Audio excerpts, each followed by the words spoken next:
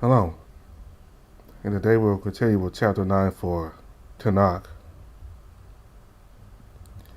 So last time we covered this choice here. We convinced Tenoch to let Vakad live. Now, I'll speak more in detail at the end of the video why this choice didn't appear in that video I just made. So you want to know why you didn't see this choice in the last video, just skip to the end of the video where I addressed that. So anyway, we're going to go ahead and pick this choice now. Let Tenoch take care of it. Basically, Tenoch kills Vakad. I don't know, Tenoch. I really don't. It's all beyond me. Completely beyond me. It's not exactly as if I'm sure of what I'm doing either. He gazes into the flame floating above his palm for a moment. To rule is to make difficult decisions and be prepared to make sacrifices. I didn't expect the first of these to occur before I was even on the throne. The flame changes form, transforming into a thin line of fire, which he then throws towards Vakad. It cuts into the back of his neck, piercing it through and through, before a briefly glowing blighter. The stag's body twitches for a moment before, and then nothing. Laknim. Siak Kani Alin Aklas Ka Kasmanta. What does that mean? It's just a prayer and a way of saying I'm sorry. I'm sure you did the right thing. If it really is Vakad, he wouldn't want to feel responsible for what happened. My head. Tenoch? He grabs his head between his hands before letting out a pained scream. What's happening to him? A second later, a wave of intense heat hits me, and a blast is pushing me back against the wall as I feel a violent shock against my head. And then, nothing. When I open my eyes, I'm in my bedroom. The pain in my back is still there, but much less now. On the other hand, I seem to be able to breathe normally. Looking at my right side, I can see that my arm is covered with bandages up to my shoulder. What the? I see you're back with us. Let's see, let's fast forward. Several broken. Wait, let me go back here. Alexa settled on the other side of my room, sitting on a chair, apparently exhausted. My king? He gave us quite a scare, Several broken ribs, 5 broken vertebrae, and all those burns from the use of Tenoch's powers. He burned me? Accidentally, when he grew his brain grew, it would seem. Is he alright? Lux's expression darkens. It's complicated. The loss of a limb always is. Under normal circumstances, it might have been possible for our best priests to combine their efforts to reconnect his arm. Under normal circumstances, what's the problem? When he cauterized his wound, Tenoch simply applied as much heat as possible to his wound. Under these conditions, he couldn't have done better. That also resulted in serious damage to the rest of his arm, rendering part of it completely numb. But you can help him, can you? We've done what we can, but a wound like that, there's no way for us to really heal it. I'm afraid the ambassador has lost his arm, permanently. No, that's impossible. He was confident that I have to see him. I can't leave him alone. As I try to sit up, I lean on my bandaged arm, and the pain makes me squeal. Don't move. We've done what we can, but you're far from being completely healed. Your wounds were just as serious, though. Fortunately, we found it easier to treat them. You won't be fit to leave your bed for a few days. But I don't want to hear any but. You're lucky you're still able to walk. You'll be even luckier if you manage to grow all your fur back, where you've been burned. Where you've been burned. Even with the use of the brands, you don't come out of this kind of incident unscathed. My fur, you've been burned pretty badly, Eric. There's not much we can do to cure that. Fire will always be one of the most destructive forces. You will have scars. Scars? No, I don't want to. I can't. I need to maintain my good looks. It's part of my job. I can't be covered in battle scars. It's ridiculous. Tenoch lost his whole arm. Why does the idea of a few scars upset me so much? It's nothing compared to what he's going through. I'm still in one piece at least. Put yourself together. It's just appearance, nothing important. Besides, there's got to be someone in the city who can make them disappear. Maybe a brand of Mariani that specializes in this kind of wounds. Not to mention I don't even know what they look like. I always wear my bandages. If anything, I'm freaking out over nothing. Yeah, that's it. Nothing to worry about. I can focus on other things. I know this is a lot in a short time, but I have to ask you something that's important. I had the opportunity to talk to Tenoch. He told me what happened yesterday, and I'm going to need you to do the same. I want to make sure he hasn't left anything out. He hasn't? I glanced toward the king, who returns it with a brief smile.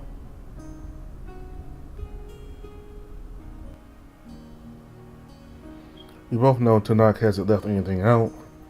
He simply wants to check that our stories are the same, and that the ambassador hasn't hidden anything from him. No reason to lie to him, anyway, and I doubt Tenoch did.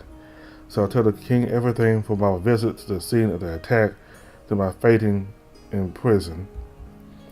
Lust listened attentively, merely nodding and asking questions now and then, just to get some clarification or to be sure he understood. When I finish my account, the king takes a moment to reflect before running a hand over his face. Are you absolutely certain that it's only the three of you who are privy to the fact that you've visited Semi? Well, unless Tenoch told someone else, yes. He hasn't. I made sure of that, and it has to stay with that. It has to stay that way.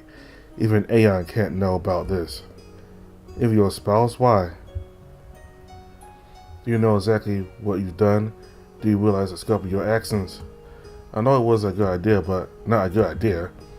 Eric, you use your brand on a guardian. You use your brand on a guard in the duty. You use your brand or a guard in the line of duty before infiltrating our prisons, accompanied by a foreign dignitary, or in order to speak to someone accused of a serious crime. From a legal point of view, you have committed an act of treason against the kingdom. What? But that wasn't my intention. I never meant to do anything against you, nor against Phosphine. I'm sure you didn't, but that's not the point. Your intentions count for little compared to your actions and how they might be interpreted. But we'll have to cover this up and keep these adventures to ourselves. Officially, the beast ran into you while you and Tenoch were walking in the gardens. Do I really have to lie to everyone, including King Aeon? Especially to him, yes. I love my husband, but some of his opinions. He's a military man, first and foremost. And if there's one thing he won't forgive, it's these kinds of acts of disobedience to his authority.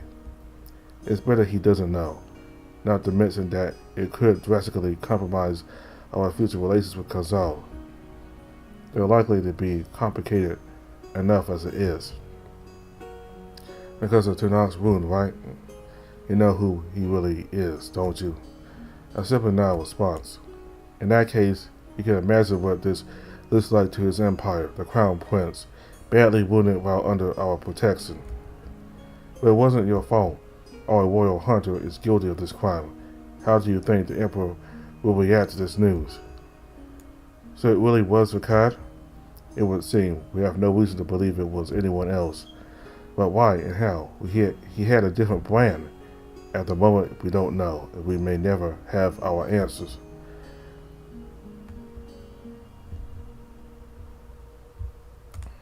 It looks like the Avatars play by a different kind of rules compared to what we know about the brands.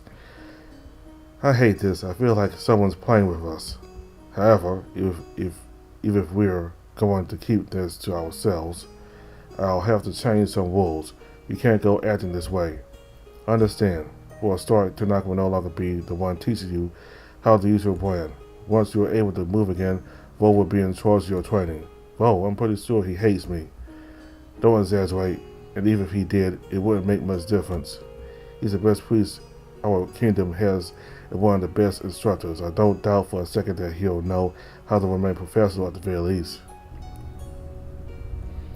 And perhaps as he gets to know you better, he might even come to like you. I doubt it. He doesn't seem to be the kind of person receptive to my natural charm. Also, both Tenoch and you are confined to the castle, at least for the next few weeks. My first reaction is to protest, but I quickly choose to remain silent. Unless it's right, what we've done could have much heavier consequences. I should count myself lucky.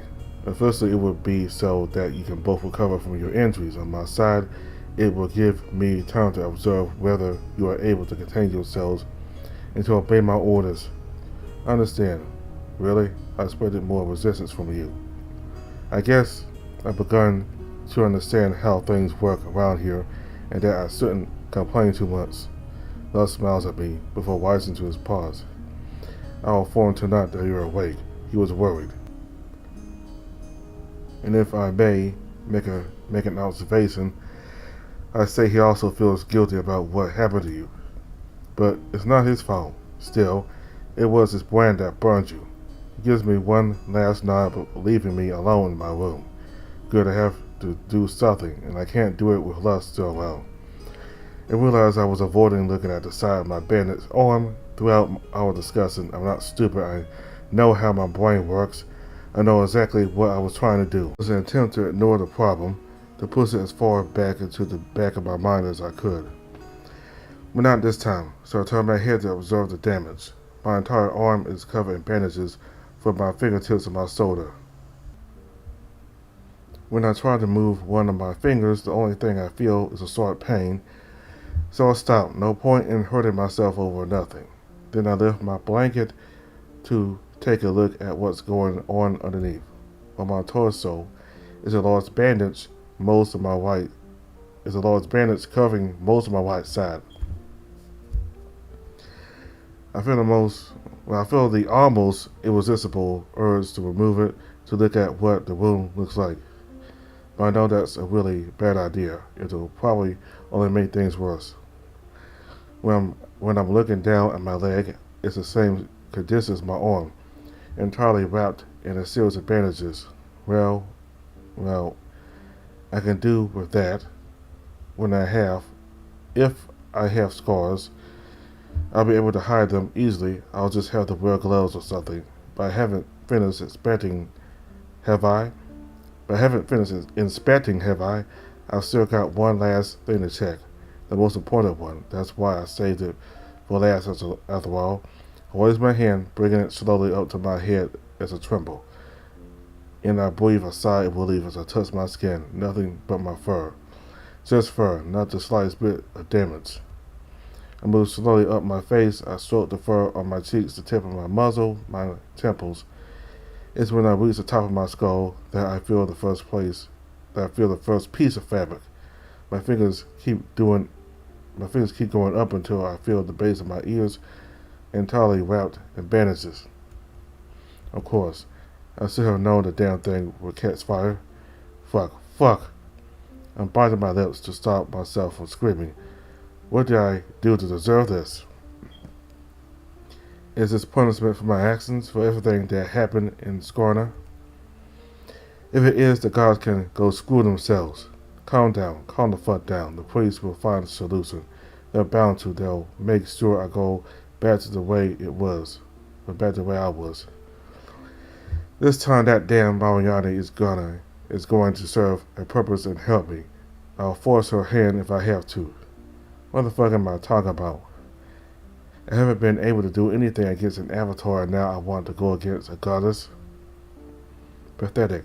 That's all I am. Pathetic and useless. I sink my head back into my cushion and let my tears run down my cheeks.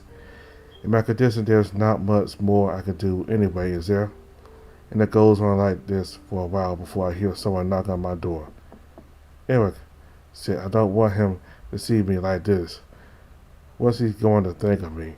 Feeling sorry for myself or a few burns when he's lost a whole arm? 1 second. Run my hand over my face, trying to wipe away as many tears as I can and to flatten my fur. The result is probably ridiculous. Crap. Is everything okay? I can come back later if you'd rather. What? No. You can come in. The door opens and the ambassador swoops into the room.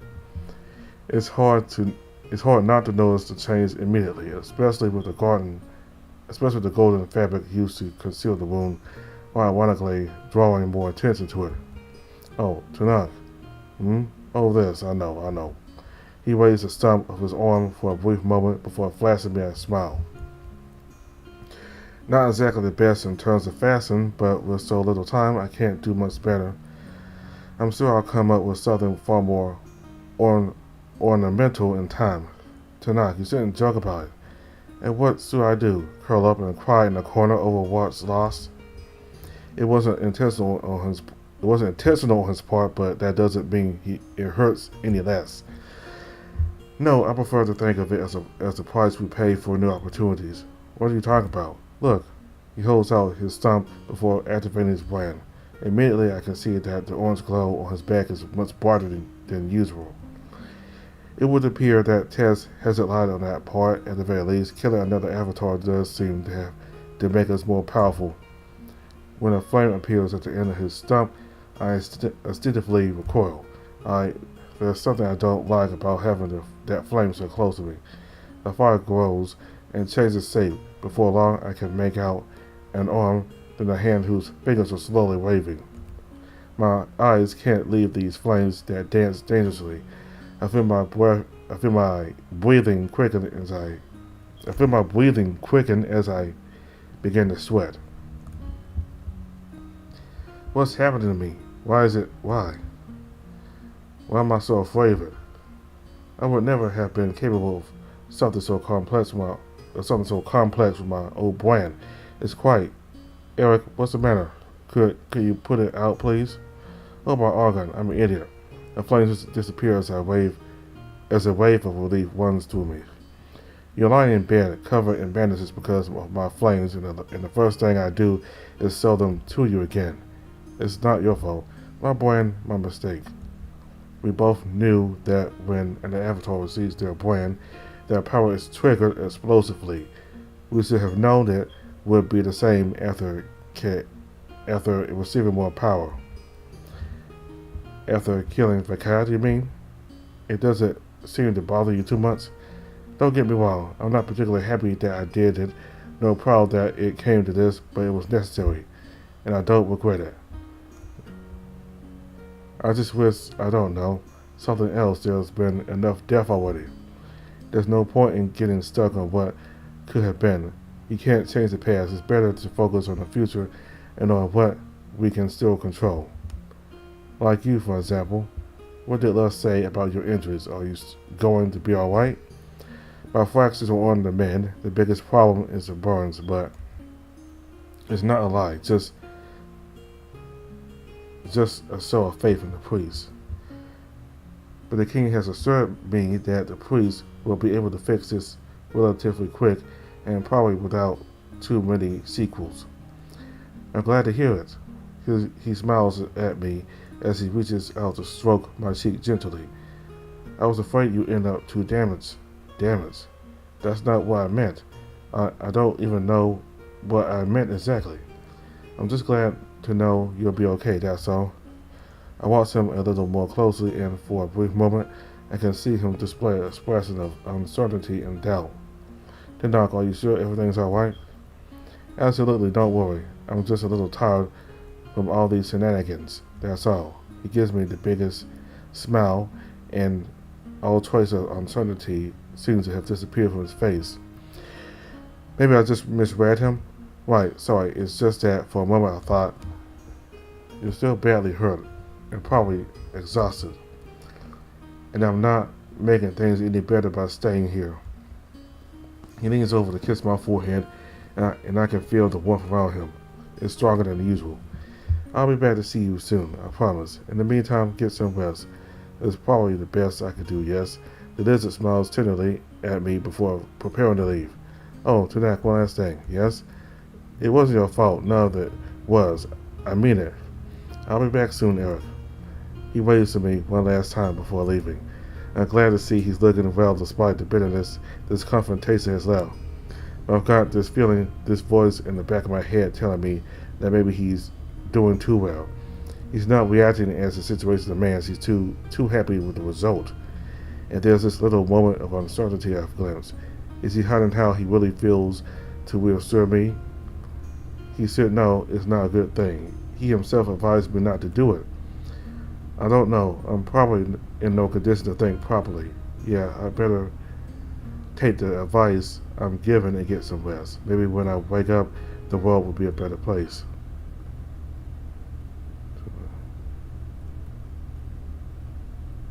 Oh, it's chapter 9 here now. Well, that was chapter 8. Hell, anyway. So that was actually chapter 8. What's left of chapter 8. So we're in chapter 9 now, for good now.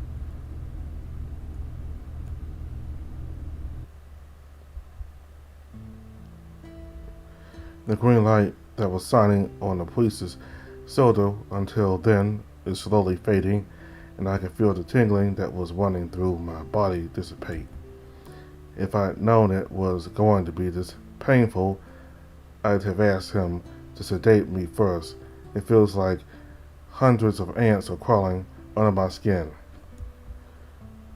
I'm afraid there's not much more I can do at this moment. In time, it will probably dissipate a little bit more. But it'll never go away completely, will it? No, I'm sorry, sincerely. It's not your fault. It's never their fault. I dare say this is the first priest of Mariani I've heard apologize because he's of no help.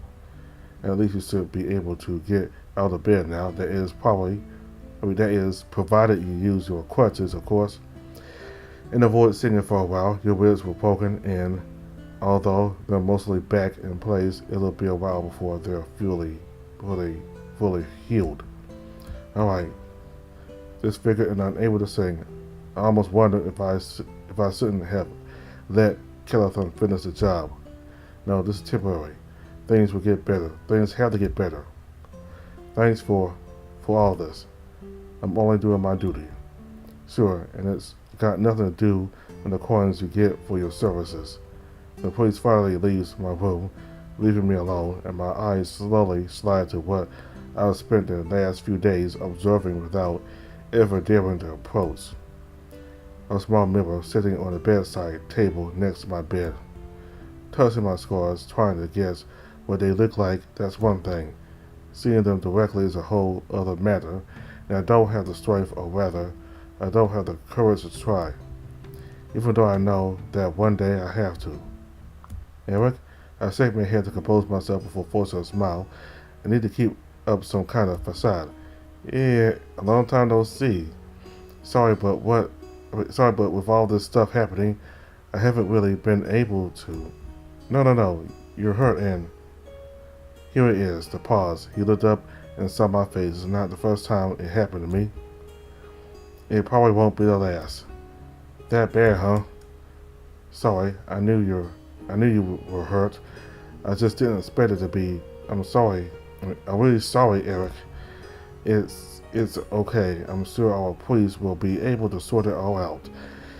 And it'll be fixed in a few weeks. Just a little more time and everything will be as before. A silence answers me as a cat watches me again before smiling, but it doesn't take much effort to see that the heart isn't in it. Alright, if you say so. I don't feel like talking about it. I got to change the subject. How's it going out there? I've been locked up in here for over a week, and I'm only given the bare minimum of information. Tenoch doesn't keep you up to date. The remark hurts me more than I thought it would. For a brief moment, I feel my smile disappear. He's busy, you know. He's been hurt too. He's got to. He's got to get used to what happened to him, not to mention all the political problems it caused, I guess. After all, Kazal's envoy was wounded on our lands. Not to mention that he's the Emperor's son. I guess you're right. I just thought he'd come here often enough considering your relationship. Oh, he does. He comes, it's just, well, he's busy, as I said. I understand, it's difficult for both of you. You could at least try to pretend you believe what you're saying. In that case, it's hard to describe it all to you. Everyone's wondering exactly what happened. The main rumors are that, well, that the attack was due to a beast sent by Makad. I guess that makes sense, an arena beast, right? Tenoch told me he already seen one and that it was extremely dangerous.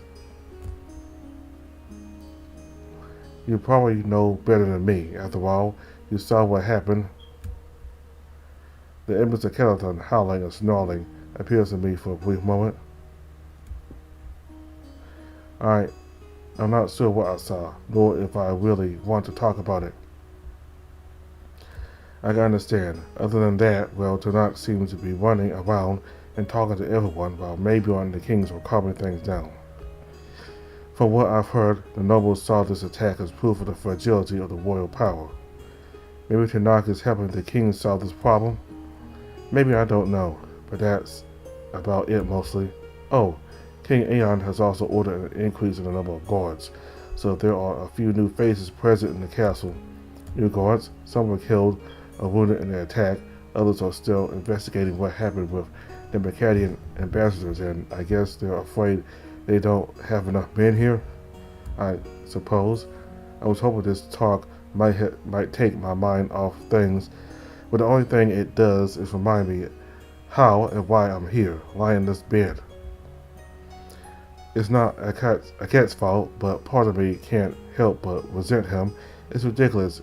I was the one who asked the question, but the feeling's still there. Maybe agreeing to see people was a mistake after all. Is everything alright? What? You just seem strange, that's all.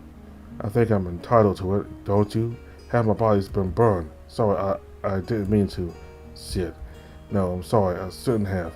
It's not your fault. I'm having a bit of trouble controlling myself at the moment. That's okay, I imagine it's complicated. He twists his fingers together for a moment before sighing. I should probably let you rest, shouldn't I? That's probably a good idea, yeah. Sorry again, I didn't mean to be mean. Don't worry about it. And get some rest. He gives me a faint smile before leaving me once again. And silence fills the room. Again, my eyes fall on the mirror as I wonder if I can look at myself in it without risking my sanity. It's a gesture I've made hundreds of times. It was basically a reflex before a performance checking one last time what I look like. And suddenly it's the hardest thing I've ever had to accomplish. I fucking hate being alone. It's even worse than letting a cat make me think about all the situation. Maybe I should close my eyes, try to get some sleep, forget about it. But it looks like I won't be allowed to be alone today. Someone's knocking on my door. Which is not necessarily a bad thing now that I think about it. Who's there? Gilead, Lord Vol is waiting for you in the throne room, and I'm here to help you get there. Can't he come here? No. Without waiting any longer, he enters my room, leaving the door open behind him. The priest told me you could walk, so you come out of this room now. I'm not as sure as they are. You don't want to get out is what you're trying to say. Yeah, what do you want from me? I told you to get you out of here and to bring you to vote. Now move. He grabs my seats and pulls on them before taking the crutches and handing them to me. There's no way you're staying here drowning in self-pity. What do you care? You see my face. I got the right to feel a little bit bad, haven't I? And you did. Now it's time to move on. I just want to be left alone. Get out. I think I've earned it. I won't let you make the mistake of staying locked up here alone. I know it won't do any good. What the fuck do you know about it? Why do you think I'm constantly wearing a mask? What do you mean? You're not the only one to suffer this kind of injury. Are you burned too? Half my face is, I suppose you've noticed the eye as well. I knew you were hurt, I just didn't know. That's why I wear the mask, so people don't know. But what I mean is, I understand what you're going through. I've been there, and I won't let you make the same mistakes I made. I don't know, it's different. My appearance, what I look like, is part of who I am. It's my job. That was my case too, not on the same level. But as an arena fighter, I had to keep some kind of standing. I had to look like a warrior without looking like a complete monster. I know how tempting it is to stay hidden somewhere, to hide the scars, not to show what you become, to hope someone remembers who you were before what happened. But believe me, the longer you stay here, the harder it'll be to get out. And I understand you well enough to know you don't want to spend your life locked in a room. He looks at me with his valid eye, waiting for my answer. But what exactly can I tell him? The truth, I suppose? I haven't even dared to look at myself in the mirror yet. I don't know what I look like now, and I don't want to know. I'm terrified, Gillian, whether it's the thought of what others will see or what they'll think of me. I know some people already think I'm a monster because of the brand, because of what they think I'm capable of. But now that I might look like one too, it's not as bad as you seem to think. The police have done a good job. No need to lie. I can feel the scars under my fingers. I didn't say it was completely fine, but at least you can be healed. Once your fur grows out, it'll be much less noticeable, but it'll still be there. They're part of you now. It's just something you need to accept. I let that outside. Deep down, I know he's right. I do, and I also understand that he's talking from experience. But I can't convince myself that it's a good idea to get out. I have this fear that something or someone I don't even know what I'm afraid of. Suddenly I realize what Gillian means. If I stay here, if I don't move now, this fear will only grow. I won't be able to get out. I'll be stuck in this room forever. Hand me those fucking crutches. Gillian supports me almost as much as these damn sticks, and I'm not going to complain about it. They said I'd be able to walk with crutches. The grunts of pain I have to hold back with every step seem to disagree with that. That's not the worst of it, though. No, the worst part is the stares of the Anarchins requires. I can feel them lingering on my wounds, their eyes as if drawn to my fresh scars. They'll get used to it and know them. Get out of my head, please.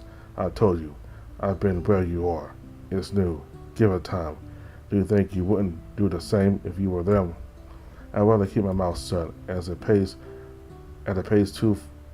too slow for my liking, but unable to go any faster. We eventually arrive in front of the throne room. To my surprise, however, it's not Vo watching for me. It's not Vo waiting for me, but Tenoch. Hey, you two. Lord Tenoch. Yeah, he's gotten taller, in recent updates, but I don't think he's really that much taller than Gillian. I think they're both the same height, really.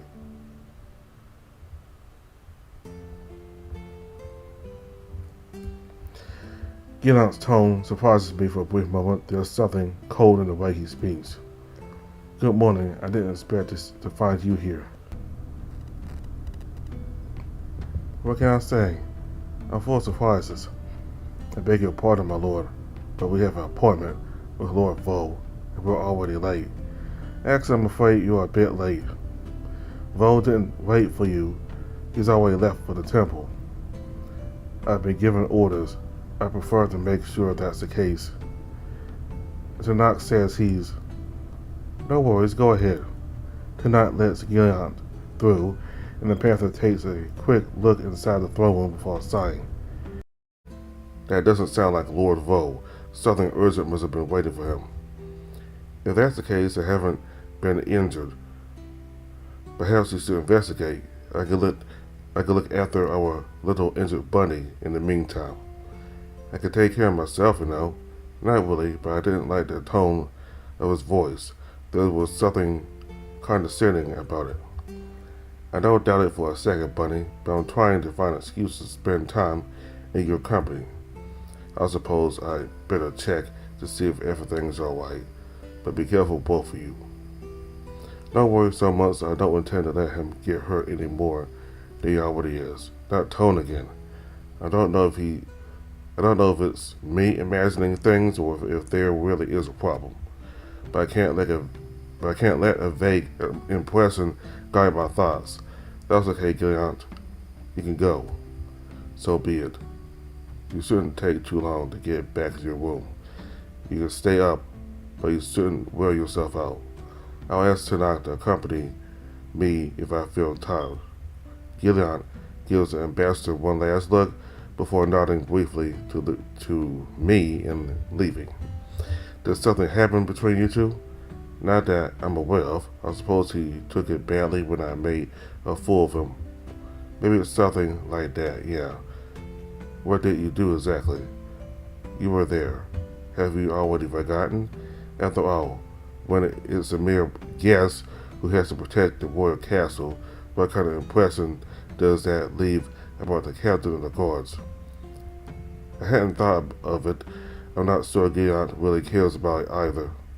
Oh, he's just like everyone else. He's got self-esteem, but I didn't wait for you here to talk about that grumpy cat. I want you to try something. I'm sure you'll like it. He smiles at me before opening the door to the throne room, beckoning me inside. The immense hall welcomes me, and I'm as impressed as I was on my first day. The stained glass on the ceiling has been repaired and once again bathes the room in its shimmering colors. At the back of the room, in the brightest part, the two thrones of phosphine wait patiently for the kings to take their seats. Two massive chairs of wood and fabric, plain but imposing. Tenoch moves past me to get closer to them, and I follow as best as I can, suddenly realizing how much Gilead used to help me now that there is no one left to do it. The lizard finally turns back to me, a mischievous grin plastered on his face. How would you like to sit in it? What? No, Tenoch. I'm pretty sure it's forbidden. The room is empty and unoccupied. No one will ever know. It's a once-in-a-lifetime opportunity. It sounds disrespectful. In a sense, when does that stop you? He's not entirely wrong, and the idea is tempting, but there's something fundamentally disturbing about it. And I don't know if it comes from the taboo itself or from Tenoch handling the situation. That doesn't really sound like him. Well, while you're hesitating, I intend to make the most of it. Without further ado, he sits down on one of the thrones, taking the time to settle in and strike as majestic a pose as he's capable of, giving me a prideful look. The throne of Lusk, the true ruler of Frostfang, if you ask me. What do you mean, the kings rule equally? Come on, Aeon's powerful, but he's just a brute. The bear is the one who really pulls the strings here. If you want to get royalty to act, he's the one you have to convince. I think you're underestimating Aeon a little. I don't think so, no. There's an air of absolute certainty in her voice, something chilling, almost frightening. Her voice. However, Tenoch grins at me more brightly before wriggling around on the throne, seeking a more comfortable position. You know, I'm not so bad in there. I'd even go so far as to say it's rather cozy. It almost looks like it was made for me. What do you think? As I look at him, a simmer runs down my back. While Tenoch always had an air of nobility emanating from him, it was accompanied by a degree of nonchalance. The latter seems to have disappeared altogether, replaced by something more sinister, dangerous. Well, why don't you answer? I suppose I don't really know. My answer doesn't seem to please him. As his smile disappears, then he lets out a sigh before stepping down from the throne. You're clearly getting tired. I should take you back to your room. And I've got people to see anyway. Don't you want to stay with me for a bit? I'd like to, really, but the situation's complicated right now, and I can't afford to be idle. Not to mention that you need to rest. Alright. For all that, I'd like to enjoy him more. I also know that his political career will always take priority. That's something that's always been clear between us. The way back is spent in a heavy silence. It's not that I have nothing to say. I have questions to ask, things I'd like to know about what exactly Tenoch is doing, but I don't dare question him. There's something different about him since Vakai died. I know that was the first person he killed, and I know how much that can change someone, but I don't think it's that. There's something else. The eyes on us intensify as we move through the corridors. Tenoch, as usual, naturally attracts attention, but soon it's to me, then their eyes turn. And in reaction to the sight of me, I see expressions of surprise, then disgust or fear. Even more than with Gilead, I feel rejected by the world that has sheltered me until now. Tenoch eventually leads me back to my room, helping me back in bed before kissing me one last time and headed out. Once the door is closed, the fatigue of the efforts I was just made hits me all at once and sweeps me off into a dreamless sleep. The weeks that follow unfold in an uncertain blur. According to the priest, I'm cured as I can be, and I can start to walk without a crutch, but the urge isn't there. A cat comes to see me every day. He explains to me what's going on in the castle and the city, everything I'm missing.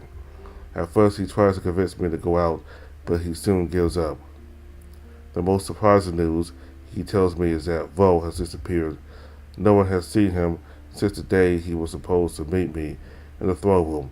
The last witnesses say they saw him leave the castle and then nothing. I hope no harm has come to him, but I doubt it. He would never miss an opportunity to work with the bearer of a brand like mine.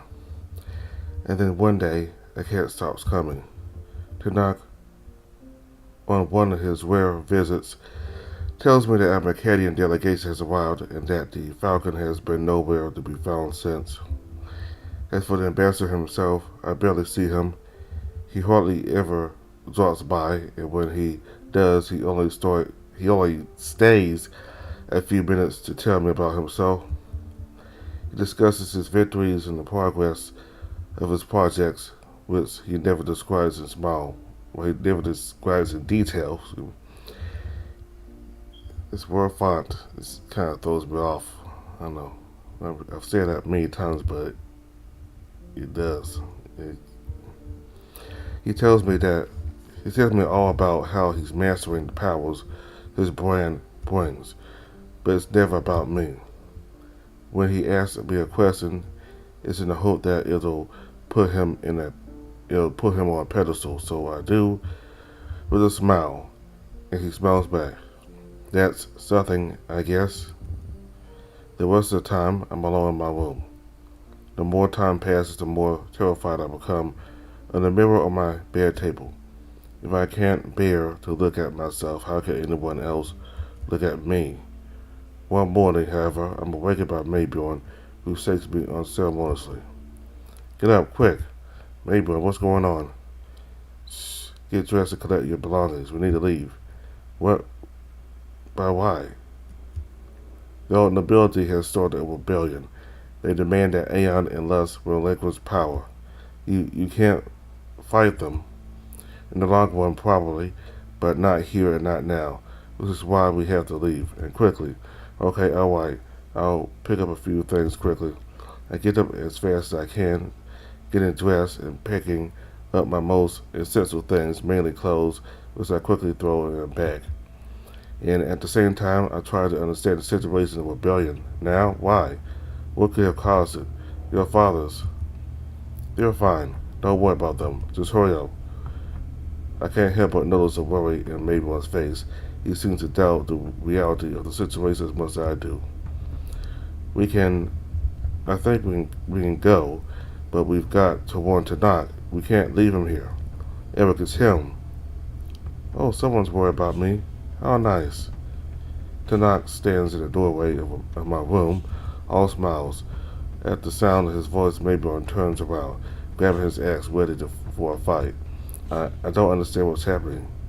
But as you can see, there's no reason to worry. After all, I'm the one who organized it all, and I wasn't about to put myself in danger.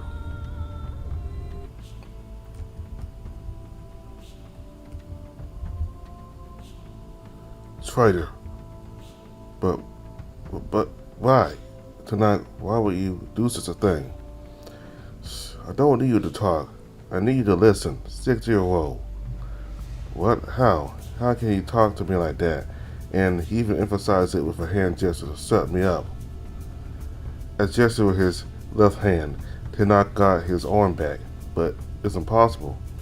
Melbourne, I told you to be quiet. A wave of heat hits me, making me recoil to my bed in panic. For a brief moment, I again feel the flames devouring my fur and burning my flesh. Let us get out of here.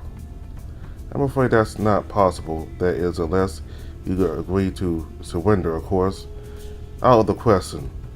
It can still end without blood, said Melbourne. I prefer it, really. A slaughter is not the best way to start my reign. You know as well as I do that you have no choice. Do you really think the Frosians are going to let you take control of the country without reacting? I'm sure I can find the right arguments. I'm convinced of the nobility, after all. And I don't want to become king of Frostfang, Mayborn. My ambitions are far greater. You'll still have some autonomy.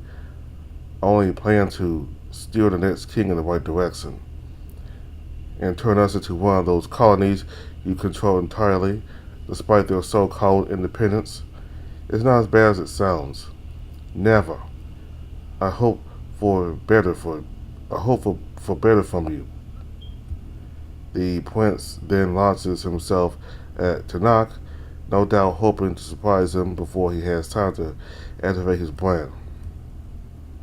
Unfortunately, that's not enough. With a flick of his head, the lizard ignites the bear's entire body. Mabel lets out a howl of pain, but continues to advance towards Tenoch, obviously determined to take him down. Meanwhile, the sight of the flames fills me with unspeakable terror. I stand there against my bed, unable to move or act. And again, I relive the explosion that devoured my body and scarred my flesh as I watched the prince suffer the same fate. Unfortunately for him, Tenoch isn't finished. He pivots on himself with a movement of his hips, striking the bear's flank with his tail, knocking him to the ground. A frightening scene of deja vu hits me then. I know, it looks familiar. Mayborn screams in pain again and tries to get up without success. His screams last a moment longer before leaving only the crackle of flames. Tenoch puts them out when the bear stops moving, leaving only the smell of burning flesh in the room. I shake with all my limbs, raising my eyes to stare at the lizard. How could he do this? How could he? He was our friend, the both of us. He didn't. I'm sorry you had to see that. I was really hoping to spare you this kind of sight. It wouldn't have its place in the anthem you'll be composing my honor. The anthem? What the fuck are you talking about? How could you do this? Why, Tenoch? You know why. I've always told you. I want to leave my mark on history. Not like that. It's not you. It's not. And I understand his regenerating arm, his cruelty, even the swipe of his tail. Calathon, Not quite. It's still me, alright? You'd never act like that. It must be Kellathan who's forcing you to. Oh, I don't deny his influence. Kellathan has a fascinating plan, really. Totally different from the others. You see, unlike them, it's transmitted. You're the bearer, and it's yours. And with it comes so many voices, so many memories, so much power. It promised to accomplish what I wish, what I can refuse it. I promise to accomplish what I wish. How can I refuse its influence? His face changes for a brief moment. For a second, I can glimpse sorrow. Of course, I didn't think this whole situation would be the price, but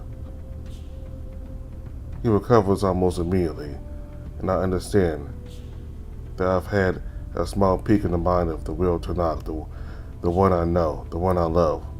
You don't have to do that. You can still stop everything, please. Too late for that, I'm afraid. Why are you here, Tenoch? Why have you come to find me? Because I want you to witness my triumph. After all, since I'm going to become the greatest emperor in history, I need the best bard to compose the songs of my honor. He's mad. Kellathan has driven him insane. It's the only explanation. My eyes wander for a moment over Mabion's smoldering corpse, and I have to hold back a wrench. In your honor, after what you've done, a necessary sacrifice, the betrayal of a friend. Tenoch looks at me for a brief moment before saying, I was going to treat you well, you know. I wanted to offer you the most luxurious bedroom, to give you the best of everything. You were going to treat me like a pet, like a dear friend, and a useful one at that, the best of bards to praise the best of emperors. I'm not an object for you to use. I can see that now. What a pity. But it doesn't matter. There are other bards. I can use you for something else. Your death will enhance my powers. The heat hits me again and envelops me. The pain returns again, even stronger, devouring my flesh and leaving me screaming on the floor. I just wanted to stop. I can't breathe. My skin is tearing, and one last flash of intense light hits my eyes, and then nothing. Ending blaze.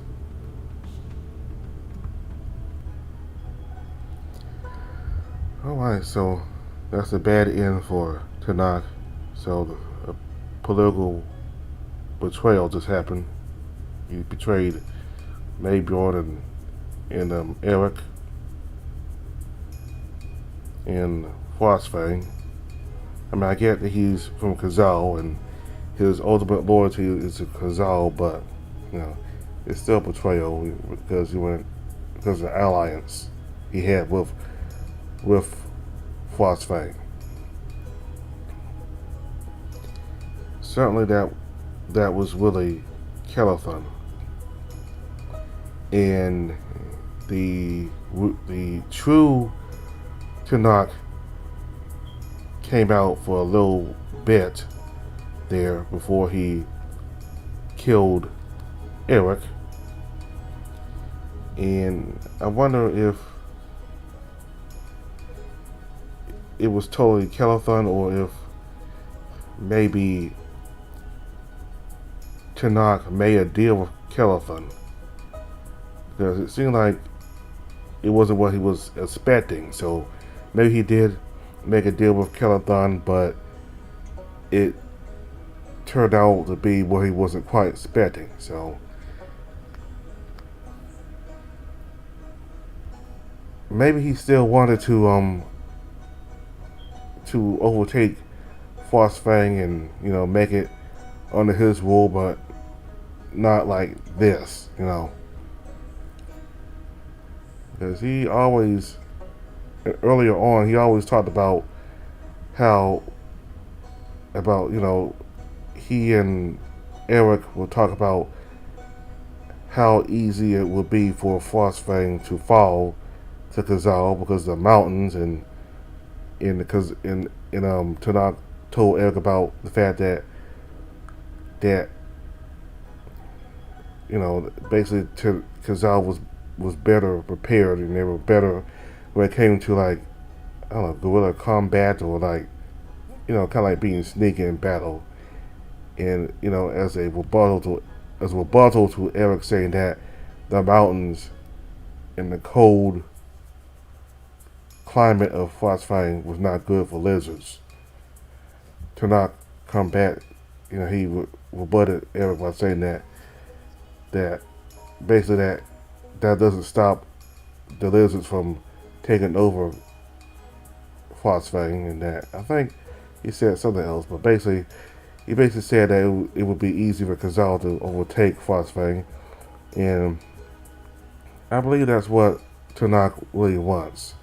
He really thinks that frostfang would be better under his empire's fold.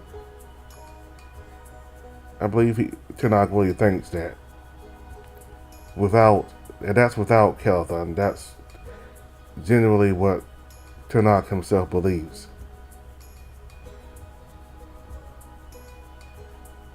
But again, I guess he settled for the part that I guess he came to accept the fact that the people here would not be opposed.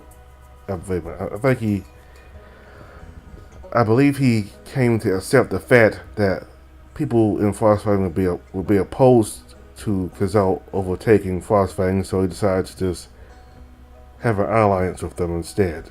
Both sides working together. So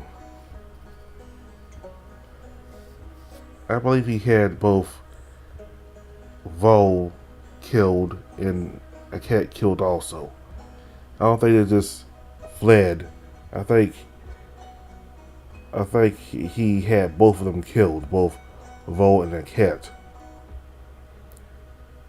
And very early on, there were some signs that he changed, like how he referred to Eric as Rabbit and not Eric. He usually calls him by his name, but he started calling him Rabbit. And also when he asked when he wanted Eric to sit on the throne, because I know that he wouldn't do that. The real Tenoch would have told Eric that was unwise to do. He would have never done that. He would have never made Eric sit. He would have never asked Eric to sit on the throne, and he would have never sat on the throne himself. But he did. He asked Eric to sit on the throne, and Eric said no, so he sat on it instead. And that was disrespectful.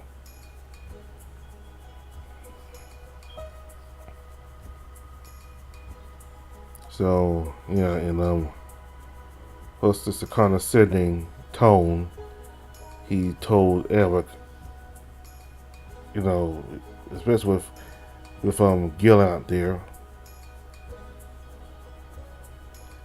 So that's all I have to say for the Bad Root. Now, as far as this entire update, entirely, a big thing is that Rowan is still alive, and even though he be teasing Eric a lot, and he wants to check up on him, make sure he's okay. So I'm happy that Rowan is still alive. At least so far, he's still alive. And happy that Gilliard is still alive. He cares about Eric in his own way, his own Brutus way.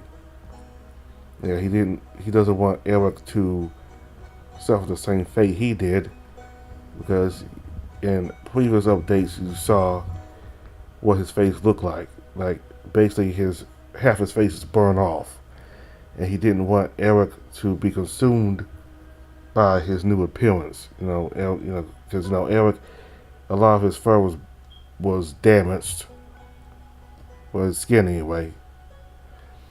And Gillant says that at least his fur will grow out, even though there will still be skin damage. But anyway, So anyway, I think Gillen has it even worse because his fur doesn't grow out from his burnt part of his face anymore. So you gotta keep that helmet on to hide it. So he wants Eric to live with the fact that he's changed physically, and he doesn't want him to lose his mind like he did. All right, so hope y'all enjoyed this update. And one more thing, I'm a little bit. I mean, I wish they showed the aftermath of Tenoch being the emperor. You know what happened in Frostfang, and and whether all the countries went to war or not. Just the aftermath. What happened after Tenoch got everything he wanted and became emperor, and how the entire continent, you know, reacted. What happened, because we got that back during Mayborn's bad ending. We got to see how everything resulted after Mayborn killed his fathers, or one of them, and he killed Eric, and he became the new king, and basically everything went to hell. Famine and war and crop losses, and multiple people being killed, and Eric seeing Eric's dead now, and he's seeing people that he knew who are dead now themselves, a cat, and then Tenoch, and then Mayborn, and Mayborn had a regretful look on his face, like he failed. He let his anger get the best of him, and because of that, everybody's dead. So I wish we saw that for Tenoch's bad ending. The aftermath of his rule, instead of just cutting it off like that. So anyway,